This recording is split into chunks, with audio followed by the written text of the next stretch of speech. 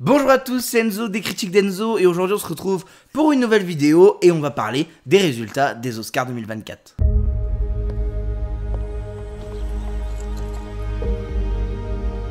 Your father was a genius. Geniuses are lonely because they can't connect with the rest of us. You see beyond the world we live in. There is a price to be paid for that. You're in the dark period, before light and wisdom come to you. You must forge through it. And once on the other side, you will be grateful to this moment. Effectivement, hier soir, dans la nuit du dimanche à lundi, a eu lieu les Oscars 2024. Et aujourd'hui, j'ai décidé, comme j'avais fait les pronostics, aujourd'hui j'ai décidé de vous parler des résultats. On va revenir un par un sur chaque catégorie avec mes pronostics, le vrai résultat que j'ai juste ici devant les yeux, et on va en parler, on va débattre autour de ça, et on fera un petit point sur les, sur les vainqueurs, hein. On fera surtout un petit point sur vos pronostics et sur les points que vous avez eu. Hein. On va parler de points, on va jouer un peu, et je tenais juste à dire que à la fin, je donnerai mon petit avis sur pourquoi Killers of the Flower Moon a pour moi été un peu boudé de cette cérémonie et qui est pour moi pas une chose si négative que ça. On en parlera à la fin, mais j'ai beaucoup de choses à dire sur ça parce que c'est un peu le débat de cette soirée. Et on y va directement avec meilleur film documentaire. Et meilleur film documentaire, si je me trompe pas, c'est un film ukrainien qui l'a remporté, c'est 20 jours à Mariupol. Alors je m'aventurerai pas d'en dire le nom du réalisateur, mais voilà, c'est un film documentaire que je n'ai pas vu. Moi j'avais pronostiqué Les Fidolfa, c'est malheureusement mon côté chauvin qui a pris le dessus et malheureusement bon bah j'ai perdu sur cette catégorie, mais j'ai pas grand chose à dire, juste très intéressant d'avoir un Ukrainien qui monte sur scène et qui parle de tout ce qui se passe à l'heure actuelle. Je pense que c'était plutôt important. Donc voilà, très bonne victoire pour ce film qui historiquement est très important. Meilleur film d'animation, le gagnant c'est Le Garçon et le Héron. Alors, j'avais pronostiqué Spider-Man Across the Spider-Verse, mais je comprends assez bien pourquoi Le Garçon et le Héron a gagné. C'est un Miyazaki, à partir de là, voilà.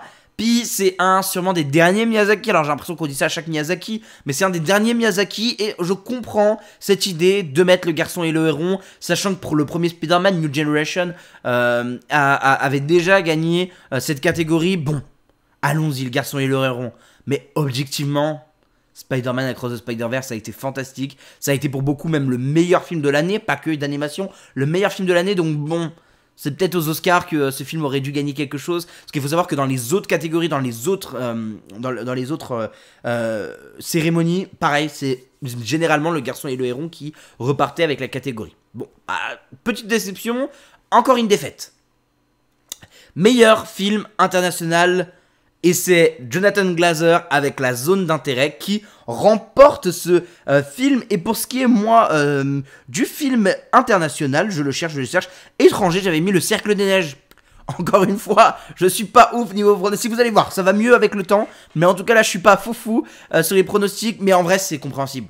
Je sais pas pourquoi j'ai mis Le Cercle des Neiges, sachant que Le Cercle des Neiges a pas gagné grand chose malheureusement dans les compétitions, alors que La Zone d'intérêt avait tout à gagner dans ce film international, sachant que La Zone d'intérêt était aussi nommée dans les meilleurs films si je me trompe pas. Donc enfin, il y avait tout pour faire gagner la zone d'intérêt. Et bon, j'ai pas été fort dans ce pronostic, mais c'est mérité. Jonathan Glazer a fait un super speech assez engagé, hein. C'est quand même un film qui parle sur le nazisme. Il a fait donc il a parlé de ce qui se passe actuellement au niveau de la Palestine et d'Israël. Donc voilà, très engagé. Jonathan Glazer est un réalisateur que j'aime beaucoup. Et Zone d'intérêt, malgré que je trouve que c'est pas un film pour moi, est un grand film de cinéma. Donc très mérité, une belle récompense pour La Zone d'intérêt. Meilleure musique de film, et là je commence à revenir dans la course des points, je commence à rentrer dans la course des points, parce que meilleure musique de film, c'est Oppenheimer. Et comme je vous l'ai dit, c'est une musique qui tout le long du film habite le film. Clairement, le film est une musique, le film est une partition, et toute la musique est jouée en fond. Il n'y a jamais un moment où il n'y a pas de musique. La musique est hyper importante dans Oppenheimer, et je trouve ça génial que Oppenheimer ait gagné. Pour moi, c'est une victoire qui était totalement méritée. C'est comme, on en reparlera après, mais le meilleur son, qui pour moi, il y avait une évidence parfaite. avec le meilleur son. Et là, meilleure musique de film, Oppenheimer. Pour moi, c'est totalement mérité. J'avais pronostiqué Oppenheimer, donc 1 point pour moi.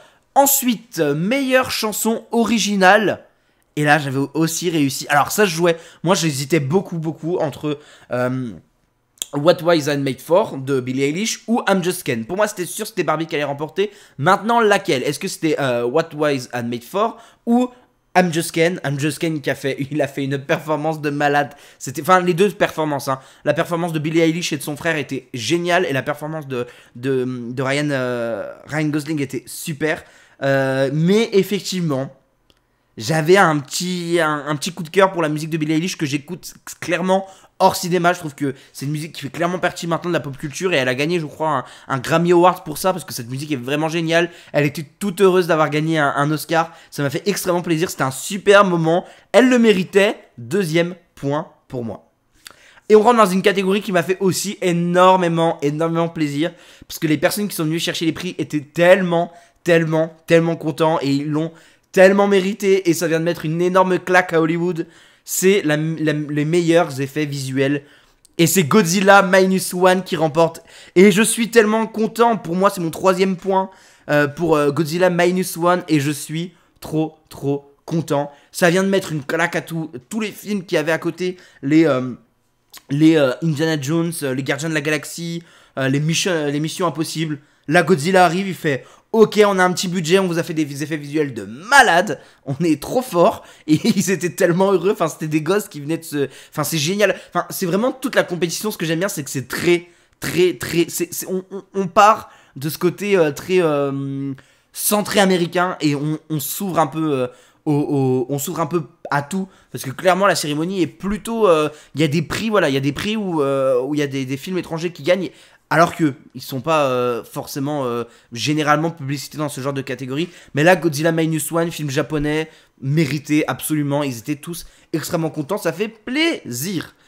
Meilleur son, on en parlait pour moi, je vous l'avais dit, c'était un braquage. Si ce film n'avait pas le meilleur son, la zone d'intérêt a eu le meilleur son. Et je suis trop content parce que ce film, pour moi, s'il y avait un Oscar que la zone d'intérêt devait prendre, c'était celui-là.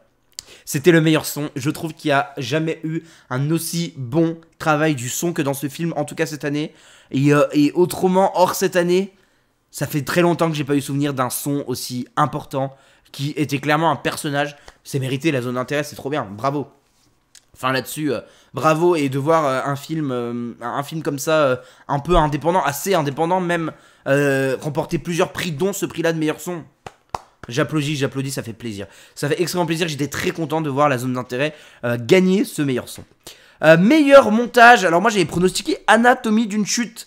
Du coup on est à 4, hein, je crois qu'on a 4 victoires. J'avais pronostiqué Anatomie d'une chute parce que comme je vous l'ai dit, j'avais adoré Laurent, je n'ai plus son nom, mais j'avais adoré son speech au César. Et je me suis dit que ce serait une belle consécration.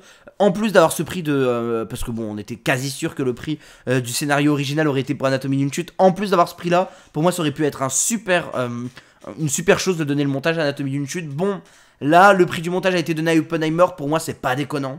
C'est clairement pas déconnant. Oppenheimer a été fantastiquement bien monté. En plus, c'est une femme, donc on est content. C'est une femme qui a remporté ce prix du meilleur montage. Et Oppenheimer, au contraire, enfin, le montage d'Oppenheimer est hyper intéressant. On a un début très dense où ça fait pa, ça s'enchaîne. Toutes les 5 minutes, ça s'enchaîne. Il y a un truc qui change, c'est assez rythmé. Et on va avoir un moment beaucoup plus calme après, avec... dès que les fameuses bombes sont créées et dès que la première bombe explose, on va vraiment s'attarder un peu plus. Ça va être un peu plus lent. On va enfin voir le rôle de Robert Downey Jr. qui va apparaître. C'est beaucoup plus intéressant. Pour moi, c'est très bien que le meilleur montage soit gagné par Oppenheimer. Meilleure photographie, et là je me loupe encore. On reste à 4 pour l'instant. C'est Oppenheimer qui remporte meilleure photographie. Totalement mérité, c'est trop beau, Oppenheimer c'est génial, c'est trop bien. On est d'accord, mais j'avais un amour pour la photographie de Poor Things qui je trouvais fantastique. C'est original, c'était spécial, ça sortait de l'ordinaire, c'était original. J'ai adoré Poor Things pour en gros sa photographie, et je trouve ça dommage que là n'a pas été récompensé. Pour moi c'est peut-être l'Oscar qu'on aurait pu enlever à Oppenheimer et le mettre à quelqu'un d'autre, mais bon, Oppenheimer remporte, bravo, c'est quand même, parce que c'est quand même une très belle photographie, et l'année prochaine, spoiler, ça sera le grand Greg Fraser, je crois que c'est, celui qui a fait la photographie de Dune 2. Voilà, je vous spoil, je suis quasi sûr qu'il prendra la photographie. Peut-être pour Dune 2, peut-être pour autre chose, mais ce mec est partout, il est génial, chaque film qu'il fait, il est fantastique. Donc je croise les doigts et j'espère grandement. Meilleur maquillage et coiffure. Alors, maquillage et coiffure, j'avais dit le Cercle des Neiges, parce que je trouvais que le travail du make-up autour des blessures, autour des visages détruits de ces victimes était hyper intéressant. Et on a été sur Pauvre Créature. Je comprends, mais pour moi, dans mon idée, le Cercle des Neiges devait remporter quelque chose ici. Pour moi, il devait clairement remporter quelque chose ici. Le maquillage dans le Cercle des Neiges est fantastique. Il est fantastique. Bon, j'ai pas grand chose à dire, juste, bon, c'est cool. En vrai, c'était quand même cool parce que Pauvre Créature, ça fait toujours plaisir et Poor Things mérite tout. C'était trop bien, Poor Things. Même si je dis que, avec du recul, j'ai plus la même vision de Poor Things, ça reste un film qui a été incroyablement important cette année, et ça ne changera pas. On passe au meilleur costume. Et enfin, meilleur costume, j'avais mis Poor Things. Et là, j'avais raison. Et en même temps, quoi, les robes de Poor Things, ils sont incroyables. Ils sont incroyables. Meilleur costume, c'est Pauvre Créature qui a gagné. J'étais content. 1 point en plus, 5 points si je me trompe pas. On est content. C'est très chouette. Meilleur décor et direction artistique, j'avais misé sur meilleur décor. J'avais misé sur Barbie. Pour le côté original, pour le côté très studio, mais qui rendait super bien. Et on a été sur Poor Things, Pauvre Créature. Et encore une fois, bah, ça me dérange pas, hein, je trouve que c'est un peu dans la même veine que Barbie, un peu tout fait main, un peu DIY, un peu fake, tout fait un peu fake. Même dans Poor Things, je trouve que bah, tout fait un peu fake, effectivement. Mais il y a peut-être une recherche un peu plus intéressante dans Poor Things qui, je comprends, justifie le décor. Mais bon, vu que Barbie avait pas beaucoup de choses, je me suis dit peut-être là où on peut donner quelque chose à Barbie. Mais bon, ça n'a pas l'air d'être le résultat escompté. Pour ce qui est du meilleur scénario adapté, on a American Fiction. Et j'avais misé sur le scénario adapté. Le scénario adapté, je ne l'ai pas là. Scénario original, je l'ai là. Scénario adapté, j'avais misé sur Pauvre Créature. Voilà, mon amour pour Pauvre Créature est ressorti. Pauvre Créature a déjà eu beaucoup de choses, beaucoup d'Oscars techniques surtout. Donc très content de voir American Fiction que j'ai toujours pas vu. Mais bon, ça avait l'air de mériter. C'était dans beaucoup de catégories, c'était beaucoup nommé. Ça aurait été un peu... à l'instar de Killer of the Flower Moon, ça aurait été un peu le film pas trop gagnant. Enfin, coach, il gagne quand même quelque chose, ça fait plaisir. Très bien, scénario adapté qui reste un Oscar assez important. Et là, on passe au scénario original, et là, c'est là où on est content, c'est là où on a crié tous chez nous, c'est là où la France a vécu un peu. La France était heureux. C'est Anatomie d'une chute de Justine Triet et Arthur Harari qui remporte l'Oscar du meilleur scénario original. Et j'étais trop content, les gars, j'étais trop content. Pronostic 6ème victoire, on s'y attendait. Pour le coup, on s'y attendait totalement. Et c'est totalement mérité, quoi. C'était trop bien. Oppenheimer, c'était trop... Anatomie d'une chute, c'était trop bien. Et en plus d'Anatomie d'une chute, je pense qu'il faut parler de Messi qui est fantastique. Il a 2 moments dans l'Oscar qui est fantastique. Principalement le moment où il applaudit. Et j'ai vu les backstage, c'est hilarant. Et l'autre, principalement le moment où à la fin, il lève la patte pour faire pipi sur l'étoile de Matt Damon sur Hollywood Boulevard. Je trouve ça génial, ça m'a fumé de rire. Non, c'était génial. Anatomie d'une chute qui était assez bien mis en avant. Non, Sandra Hüller qui a été aussi parfaitement remerciée pour ses 2 rôles dans Anatomie d'une chute et dans Zone of Interest. Donc c'est parfait. C'est parfait, c'est mérité. On était contents, Justine Triet était heureuse, Arthur Harari était heureux, ils l'ont mérité, c'est trop bien. La France aux Oscars, c'est trop bien. Meilleure actrice dans un second rôle, Da'Vine Joy Randolph. Alors je l'avais dit, je connaissais pas, j'ai pas vu Winter Break. Assez compliqué par contre Winter Break dans cette cérémonie, sachant tout ce qui s'est passé dernièrement où Alexander Payne a été accusé de plagiat, mot pour mot de son scénario. J'étais en mode, oulala, c'est compliqué, un peu, c'est risqué un peu de récompenser, de récompenser Winter Break, c'était un peu risqué. Et pourtant ils l'ont fait avec cette actrice, mais en même temps, de ce que j'ai compris, elle était vraiment géniale. Je suis pressé de voir quand même Winter Break, c'est un film qui m'intéresse plutôt bien. Donc pressé de le voir et pressé de voir qu'est-ce que ça donne. Meilleur acteur dans un second rôle, alors là c'était la catégorie incroyable, Robert De Niro, Robert Downey Jr., enfin il y avait du monde à gogo, c'était incroyable. Et alors là, je pense que personne s'en est douté, bon je pense que tout le monde s'en est douté plutôt, c'est Robert Downey Jr. qui a remporté le meilleur acteur dans un second rôle, deuxième, donc j'ai déjà gagné le pronostic du meilleure actrice dans un second rôle, donc on était à 6 ou 7 je crois, et là je regagne, on est à 7 ou 8. Faudra que je vérifie. Je sais qu'à la fin, je suis à 12. On en reparlera à la fin, mais je crois que je suis à quelque chose comme 12. Mais Robert Downey Jr., enfin, c'est mérité. Le mec, il a trop la classe. Le mec, c'est mérité. Il a enfin son Oscar. C'est totalement mérité. Il est sorti de ce rôle d'Iron Man. Et moi, je suis trop content pour Robert Downey Jr. qui, après avoir remporté un peu de près toutes les catégories possibles, bah, tous les statuettes possibles dans meilleur acteur dans un second rôle, le gagne ici aux Oscars. Parfait. Très bien. Meilleure actrice, je peux que être content quand j'ai vu que c'était pas Lily Gladstone mais Emma Stone. Et là, je vais me faire taper dessus, désolé pour les gros fans de Lily Gladstone. Moi, j'ai été un gros fan de Emma Stone dans ce Poor Things qui a été fantastique. Emma Stone a été incroyable, elle méritait. Et les gars, elle a 35 ans et la meuf a 2 Oscars. Point. Voilà, elle est trop forte. Emma Stone, c'est une génie. Elle est incroyable. Et son discours était sûrement un des plus marrants, un des mieux. Très bien. Emma Stone, super. Bravo Emma Stone, tu le mérites. Pour moi, c'est la grosse claque un peu de cette soirée. Ça a été vraiment trop bien. Je m'y attendais. C'est un point de plus dans mes pronostics, mais c'est très bien. Meilleur acteur, pareil, assez prévisible. Mais très content de le voir là. Cillian Murphy, il n'avait pas beaucoup de concurrence face à lui. En bref, faut être assez honnête, parce que son rôle dans Robert Oppenheimer est fantastique. C'est un des bras droits depuis très longtemps de Christopher Nolan. Il est dans un second rôle dans chaque Nolan depuis des années. Et enfin, là, Nolan lui donnait le grand rôle, un peu comme s'il attendait ce rôle parfait pour Cillian Murphy. Il lui a donné, ça a donné un superbe film et ça a donné une super presta et il a été récompensé avec meilleur acteur. Il le mérite, je pense qu'il s'y attendait, mais il le mérite totalement. Meilleure réalisation, pareil, on s'en doutait, j'y ai cru pour Justine Triet, j'avais pronostiqué Justine Triet, j'y ai cru jusqu'au bout. Je me suis dit, allez, elle peut peut-être prendre la meilleure réalisation. Et c'est Christopher Nolan, mais au fond, c'est mérité. Nolan, ça fait je sais pas combien d'années qu'il attend son Oscar. Et là, enfin, pour Oppenheimer, c'est mérité. Bravo Christopher Nolan, j'ai rien d'autre à dire. C'est mérité et c'est le meilleur résultat possible. Et ensuite, on est passé à meilleur film. Alors avec Al Pacino qui fait le pire discours au monde pour introduire et qui fait le reveal, mais le pire reveal au monde, c'était assez marrant. Et le meilleur film a été attribué à Oppenheimer. Et je me suis encore dit peut-être Anatomie d'une chute, peut-être on a encore de l'espoir. Je me le suis dit, mais Oppenheimer a gagné. J'étais en mode bravo les gars, vous avez géré quoi. Oppenheimer, c'est une dinguerie et en fait ces Oscars c'est mérité pour Oppenheimer. Et je vais vous le dire honnêtement.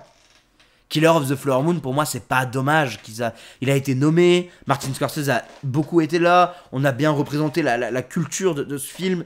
On a essayé d'être vraiment, de mettre en avant quand même assez le film. Et en fait, c'est pas mauvais pour moi qu'il ait pas gagné. C'est un film. C'est un excellent film. Mais comme j'ai pu le dire sur Twitter, c'est un excellent film. Sauf que dans toutes les catégories, il y avait des meilleurs films que lui. À chaque fois que ce film était nommé, il y avait des meilleurs films que lui. Lily Gladstone, il y avait Emma Stone. Robert De Niro, il y avait Robert Downey Jr. qui était fantastique dans son rôle. Pour ce qui est du meilleur film, il y avait Oppenheimer. Et pour moi, il y avait même Anatomie d'une chute que j'ai préféré.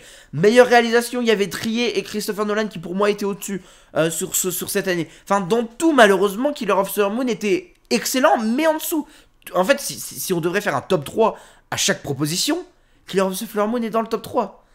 Si meilleur film, top 3 des meilleurs films, je pense qu'il est dans le top 3. Top 3 des meilleures réalisations, je pense que Martin Scorsese est dedans. Et en fait, je pense honnêtement qu'il est dedans, juste... il est tombé dans la pire année, en fait, Martin Scorsese.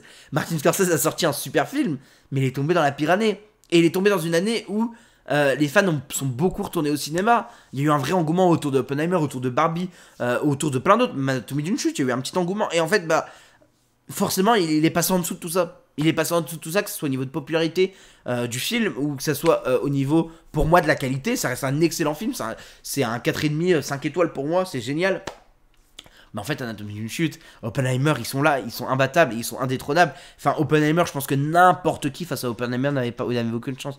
Honnêtement, faut être honnête, je pense que n'importe qui, à n'importe quelle année, je pense que la dernière année où Oppenheimer aurait pu ne pas gagner, c'est peut-être Parasite. Mais depuis Parasite, je pense qu'Oppenheimer aurait gagné contre n'importe qui. Oppenheimer, c'est super, c'est vraiment bien. Moi, j'ai vraiment adoré Oppenheimer et cette cérémonie le reflète. Enfin, Oppenheimer a été fantastique tout le long. Et vraiment, voyez Oppenheimer si c'est pas fait, mais bravo. Bravo Oppenheimer, bravo au cast d'Oppenheimer. Et juste pour le jeu des pronostics, je vais compter en direct pour voir combien j'ai de points exactement. 1, 2, 3, 4, 5, 6, 7, 8, 9, 10, 11, 12. J'ai effectivement 12 points sur 22 catégories, je crois. 10 erreurs, 12 victoires. Bon, bah à vous de marquer vos résultats, à vous de dire combien vous avez eu. Mais en tout cas, moi j'ai eu 12 sur 22, je suis plutôt content. Donc voilà. Mais en tout cas, merci d'avoir suivi cette vidéo, un peu plus longue que d'habitude, mais voilà, je voulais revenir avec vous sur les Oscars, sur ce qui s'est passé. Je vous invite tous à voir la presta de Ryan Gosling sur I'm Just Ken, si vous l'avez pas vu, c'était génial, il faut le voir. Et à part ça, bah voilà, merci d'avoir écouté cette vidéo. On se retrouve sûrement on se retrouve mercredi ou jeudi pour la critique des salles des profs. La salle des profs, ce film allemand qui avait été nommé entre autres dans la catégorie film étranger aux Oscars. On va en parler, on va décrypter le film ensemble, on va en parler. J'ai beaucoup de choses, je pense que j'aurai beaucoup de choses à dire sur ce film qui a une très très bonne critique pour l'instant. Merci à vous d'avoir suivi cette vidéo, on se retrouve très prochainement, merci à tous, ciao ciao, bye.